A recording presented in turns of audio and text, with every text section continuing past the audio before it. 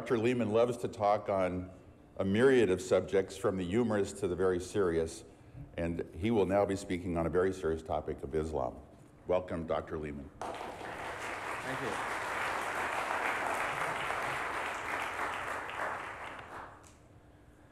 To speak on Islam in 15 minutes is kind of like trying to write the Encyclopedia Britannica on one side of a poppy seed with a grease marker.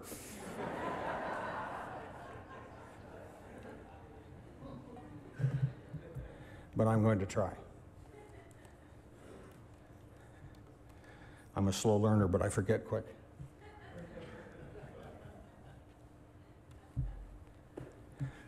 Oh, there we are. You have to look through me, okay. Okay, I'd like to share a little bit about Islam, and just the idea of what you can do with.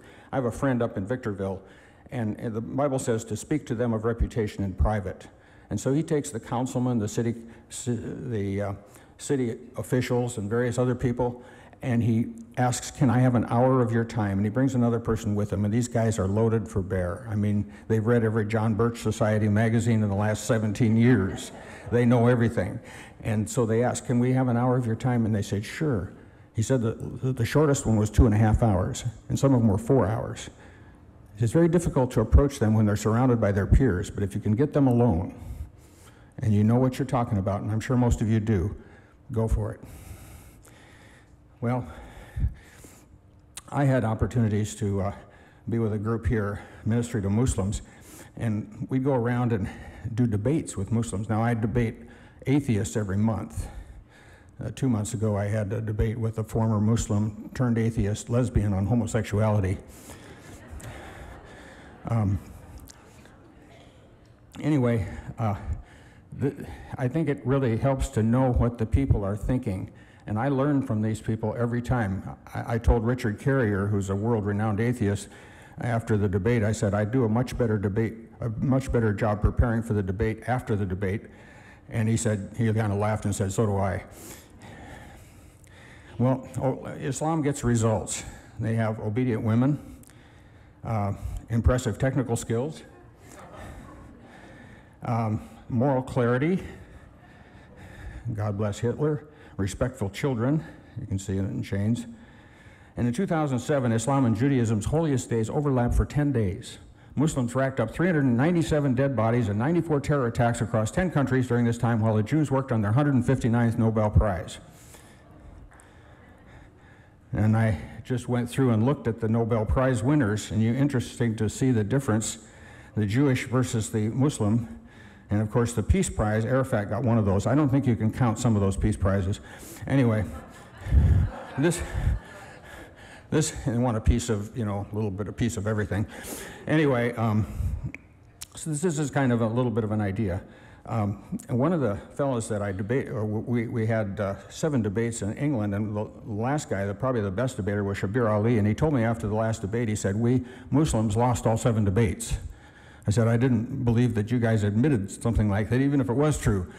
I said, well, that's interesting. Well, let's see. Muhammad, he didn't walk on water. He didn't feed 5,000 people. He didn't heal anybody. Didn't raise anybody from the dead. Didn't raise himself from the dead. And so they were scrounging around, at least not in the Quran. So they were looking around for a miracle they could give to him. And the only thing they could come up with was the Quran itself, because he was supposedly illiterate.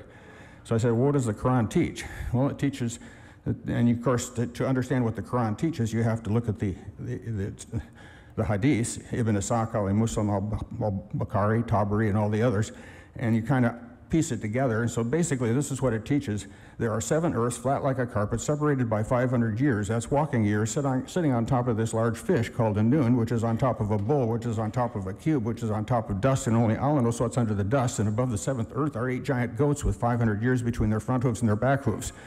Shooting stars are missiles God throws at demons to keep them out of heaven. The sun sets at a murky pool surrounded by a bunch of people. So what did Muhammad get right in the area of cosmology and cosmogony? Absolutely nothing. So we go through the human hygiene, and they ask him, is it okay to drink from or to use the pool of Buddha for our ablutions? Since Satan dwells in your nose at night, you sniff the water up your nose, out your mouth 3 times, all over your face and hands, and it had dead animals, human excrement, and various other things in it. And Muhammad said nothing can pollute the water. So basically, this is what we're talking about. go through a little bit of detail on this. In fact, in human reproduction, you put it all together, we have Muhammad's view of human reproduction. Semen forms between the backbone and the ribs, wrong. Then it joins with the female semen, wrong. And whichever one is discharged first determines which parent the child will resemble, wrong. The child spends 40 days as a drop of sperm, wrong. Then the child spends another 40 days as a clot of blood, wrong. Then the child becomes a lump, wrong. Then the child becomes bones, wrong. Then the bones are wrapped with flesh, wrong. After the final shape is determined, God finally decides whether the child will be male or female. So here again, we find that Muhammad was wrong on almost everything. And yet we've got 1.7 billion people following the hallucinations of one man, and the only support they can give is the scientific reliability of the Quran. That's it. That's their argument. So, and of course, you can document all this, but we don't have time. There are 3 stages of jihad, and this is probably what's so difficult for most people to understand. There is a weakened stage. This is when they live in a country like Muhammad did when he was in Mecca. And of course, he was surrounded by people from the Quraysh tribe, which didn't really like him. They thought that what he was teaching was not being supportive of their different idols. And so they tried to make bargains with him and various other things. Well, this weakened, so he would be sort of not really aggressive at that point. There is no compulsion in religion. Speaking of living quietly with unbelievers, and people say, these Muslim, my friends of mine, they're the nicest people you would ever want to meet. That's true. But a true Muslim is not going to stay that way forever. In fact, they get to the preparation stage, and if they are really Muslims, when the Muslims are reasonably influential, still a minority, because of their future goal is direct confrontation with the enemy, that's us, they make preparations in every possible area, financial, physical, military, mental, and others. Surah 8:59, let not the unbelievers think that they can get better of the godly, that's them, that they never frustrate them. Against them, make ready your strength to the utmost of your power, including steeds of war, that would be tanks, to strike terror into the hearts of the enemies. And then there's a jihad stage. This is where it gets a little scary. This is a stage where the Muslims, although they still may be a minority, have strength and power, and at this stage the Muslims' duty and activity is to fight the enemy, overturning the system of non-Muslim country and establishing an Islamic authority, Islamic Sharia law. Fight and slay the pagans wherever you find them, seize them, beleaguer them, and lie in wait for them in every stratagem of war. Muslims are commanded to kill anyone who chooses not to convert to Islam. The verse says, wherever you find them, there's no place to hide. Some countries that try to give refuge for Muslims are in trouble because the Muslims don't want to give refuge to anyone that leaves Islam. Beirut, Lebanon was the paradise of the Middle East. It was beautiful. You see a lot of people who have been there during that time, and they were living peacefully with Muslims. There's about a 50-some% Christian group, and the Muslims were down to about 35-40%, and they kept getting larger in number. The average Muslim can have up to 8 children per family, and in one city just not too far from Cairo, this person that I know who just came from there said their average woman will bear up to 20 children. They start them when they're young and they go till they can't bear children anymore. And this is to make warriors for Muhammad or for whoever happens to be in power. So lying and deceit is also part of their mindset. Muhammad's use of mosques. Mosque is not a church like we think of. Mosque is basically, it's everything. It's a parliament, it's a house of war. It's a place where Muhammad used to plan war strategy, hold court, receive tribal leaders. And so, you know, they've uncovered mosques in New York and New Jersey, and they're just loaded with weapons because that's what they do. Justification for killing women and children. And of course, when you're speaking of women, I have a Taliban singles online dating service. I would like to own a woman, camel, or goat.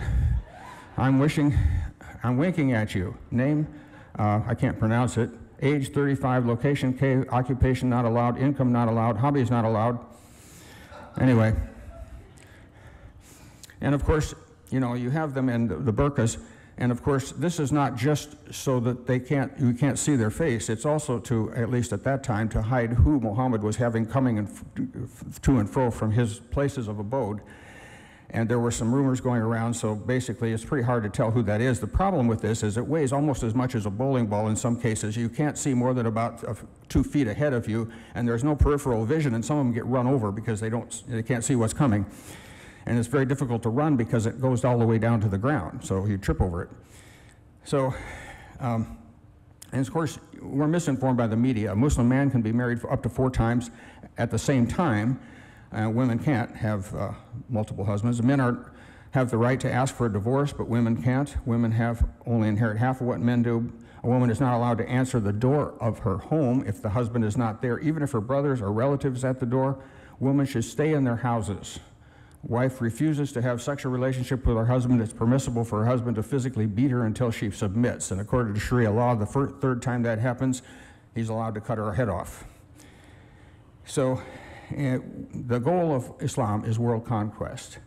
Mariana Abdul Allah Maududi, one of Islam's most well-known scholars, writes, Islam is not a normal religion like other religions in the world, and Muslim nations are not like normal nations. Muslim nations are very special because they have a command from Allah to rule the entire world and to be over every nation in the world.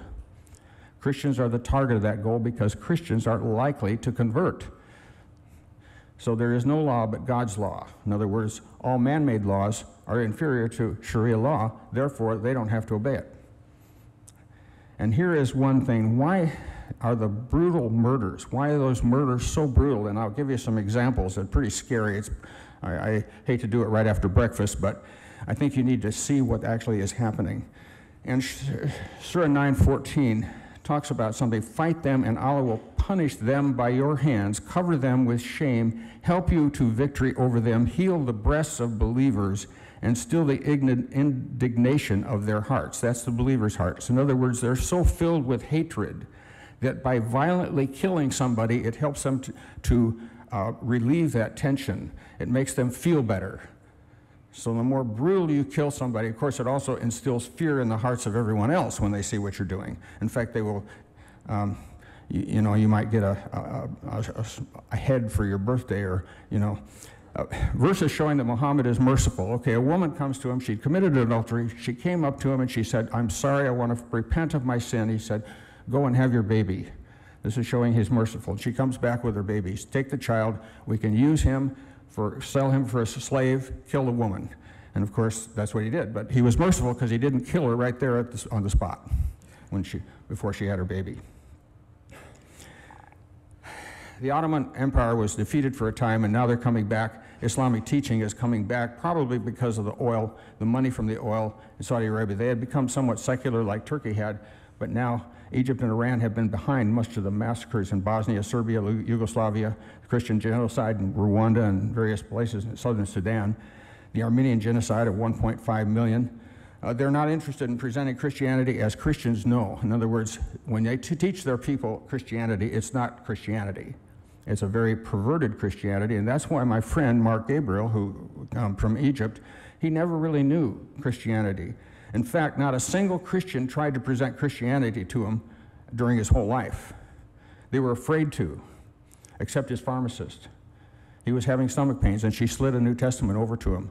He read it all night, and he said, I don't need your medicine anymore. And he became a Christian. His father tried to kill him. He escaped to South Africa. But anyway, as a result, they persecuted her. They tried to burn down her pharmacy. She's now in Canada. So the caliphs, like Abu Bakr, he was the first caliph in Medina, father of Aisha, that was Muhammad's wife, who he married when she was 6 or 7, consummated the marriage when she was 9. He was 53 in Medina. But they say Islam has no borders, no countries, no law, Sharia. Only Sharia is valid, and it's valid for every aspect of life. Ibn Ishaq wrote an excellent biography of Muhammad about 200 years after Muhammad lived. We don't have that today, but we have one by Ibn Hisham, and it's pretty accurate. And he goes through some of the details, and I'm just going to barely getting started here, so I probably won't be able to get to the part I wanted to, but anyway, the spread of Islam started in Saudi Arabia, is going throughout the world, and some of the things that are doing by the Islamic Caliphate. The caliphates, there was more than one. They would pretty much be the caliphate. Abu Bakr was the first, but there were some in Egypt, various places, and they actually were at war with each other sometimes. And some of the things that they would do would be splitting a person in half by pulling putting them by two camels going opposite directions, throwing people in wells, forcing people to eat themselves as they bake them, you know, just horrible things, and things that you shouldn't even be talking about, but that's the kind of thing that's happening, and it's happening today. So this is just a history of what people are still doing this, and one college said, that doesn't sound like a good hadith. So they beat him almost to death, wait till he got well, then beat him again, then he got well, then they beat him again. Why don't you just kill me? One person, they talked about stuffing ants down a person's mouth till they filled his stomach and killed him. You know, just horrible things that are happening, but you don't see that here. You'll see that where they have the Sharia law. Thank you.